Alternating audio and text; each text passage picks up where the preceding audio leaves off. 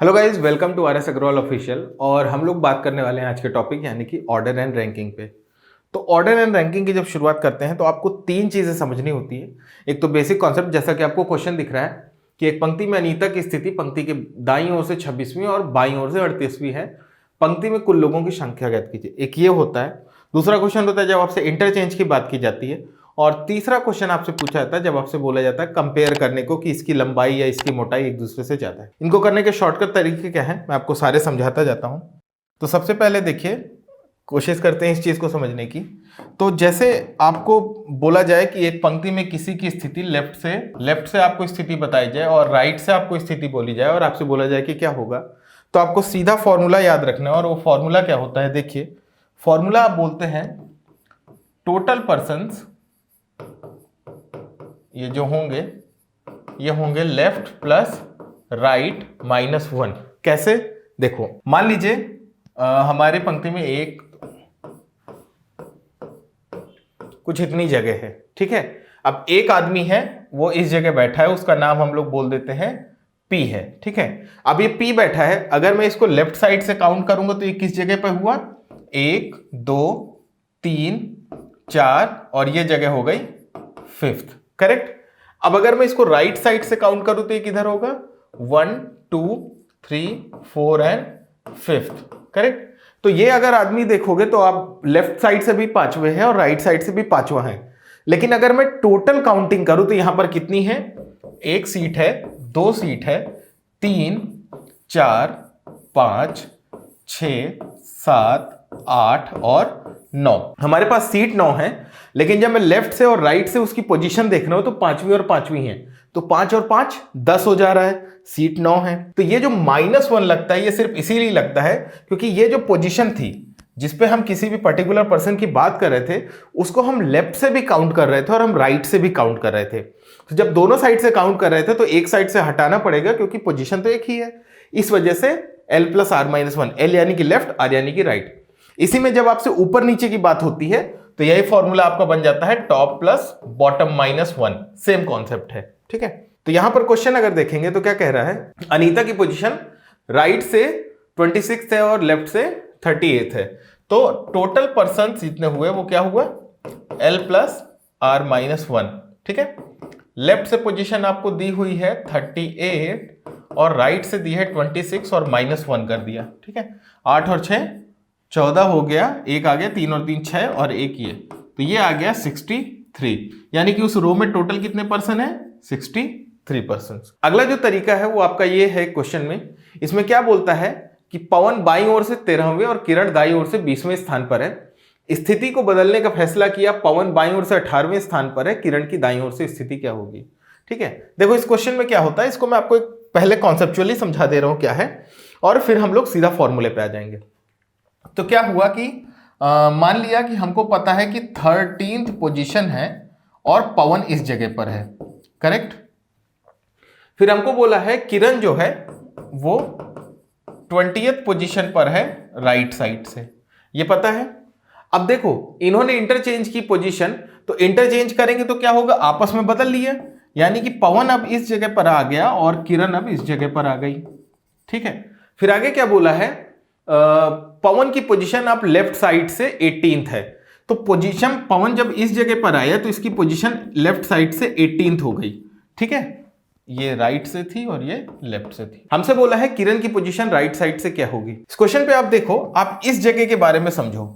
ये जो पोजीशन थी ये क्या थी, एक चेयर मान लिया, इस चेयर पे पहले किरण बैठी थी और जब किरण बैठी थी तो राइट साइड से वो 20th थी।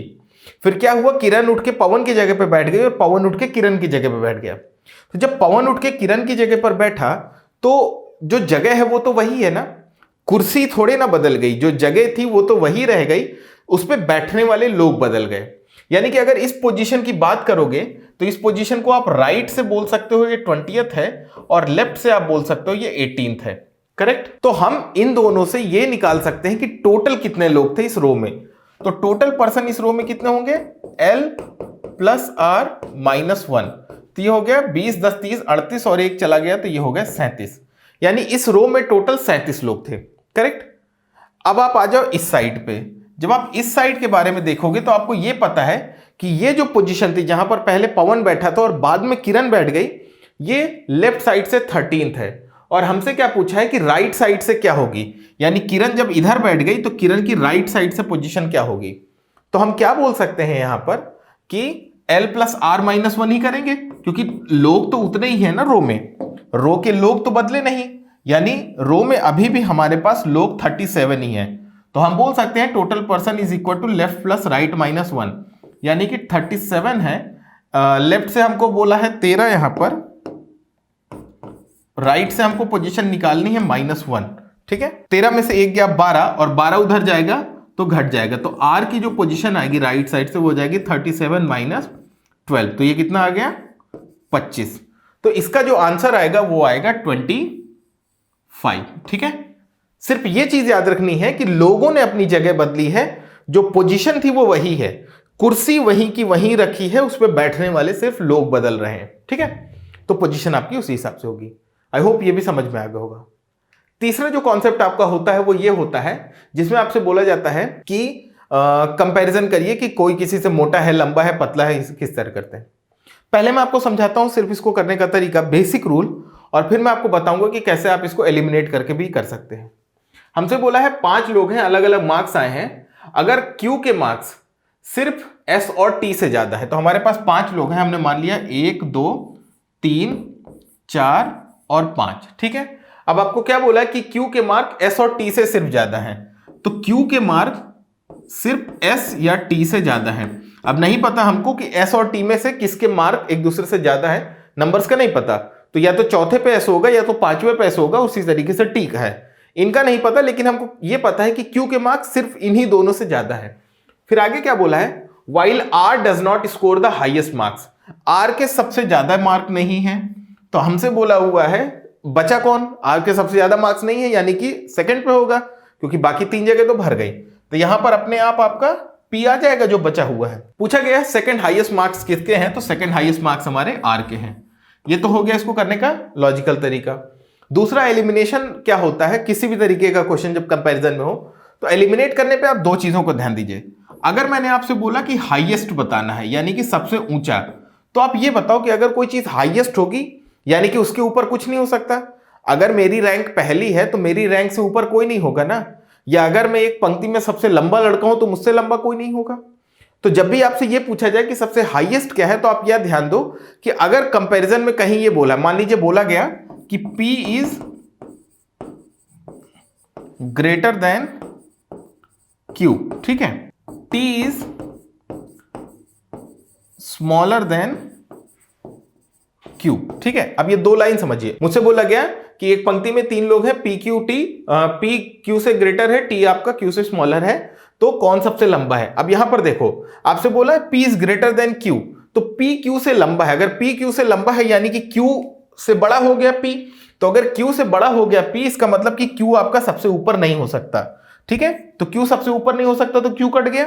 फिर आगे बोला है T smaller than Q, T आपका Q से छोटा है, तो अगर T आपका Q से छोटा है और Q कट गया तो T भी कट जाएगा, है ना। अगर ऐसा बोले कि राम, श्याम और बबलू 3 लोग हैं, राम जो है वो श्याम से बड़ा है, तो श्याम सबसे बड़ा कभी नहीं हो सकता, और अगर बबलू श्याम से भी छोटा है तो जब श्याम ही राम से छोटा हो गया तो बबलू तो अपने आप छोटा हो जाएगा। तो बस इसी तरीके से एलिमिनेट करके आप इसको कट कर सकते हो और आपका आंसर निकल आता है, ठीक है। जब लोवेस्ट की बात करें तो आपको सिर्फ ये ध्यान देना है कि आप उल्टा जा रहे हो, कि अगर कोई आदमी किसी से लंबा हो गया तो फिर वो सबसे छोटा नहीं हो सकता। जैसे अगर बोल दिया गया कि P Q से बड़ा है, तो अगर P Q से बड़ा है तो P आपका सबसे छोटा नहीं हो सकता, क्योंकि उससे छोटा तो Q है, तो हम P को कट करेंगे। इस तरीके से कट कर करके आप जो है हाईएस्ट और लोवेस्ट को निकाल सकते हैं। इस क्वेश्चन में हम क्या करते हैं, देखो इस क्वेश्चन को करने का तरीका आपको क्या बोला हुआ है, यहां पर मैं कट कर रहा हूं, ध्यान से देखना, ठीक है।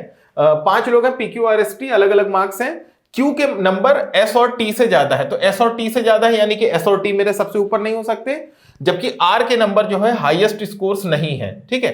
तो क्यू के नंबर आपको बोला है सिर्फ और सिर्फ एस और टी से बड़े हैं, तो क्यू के नंबर भी सिर्फ 2 लोगों से ज्यादा है। 5 लोग हैं, 2 लोगों से ज्यादा नंबर है, तो क्यू भी कट गया। उसके बाद बोला है कि आर के नंबर सबसे ज्यादा नहीं है, तो आर के नंबर सबसे ज्यादा नहीं है, तो आर भी हमारा टॉप पे नहीं होगा। आर टॉप पे नहीं होगा तो पी हमारा टॉप पर होता, अगर हमसे टॉप पूछा गया होता। अब पी का टॉप नहीं पूछा गया, हमसे बोला गया है कि सेकंड पे कौन है, तो हमने ऑलरेडी देख लिया कि क्यू जो है तीसरे पे आ रहा था, क्योंकि उसके नीचे सिर्फ 2 लोग थे, और पी हमारा सबसे ऊपर जा रहा था, तो बचा हुआ जो आदमी होता यानी कि ये आर जो है ये हमारा आ जाता, जो कि आंसर आया। ठीक है, आई होप आपको ये कॉन्सेप्ट समझ में आया होगा। हम नेक्स्ट वीडियो में मिलेंगे, कुछ और बातें करेंगे, तब तक के लिए बाय।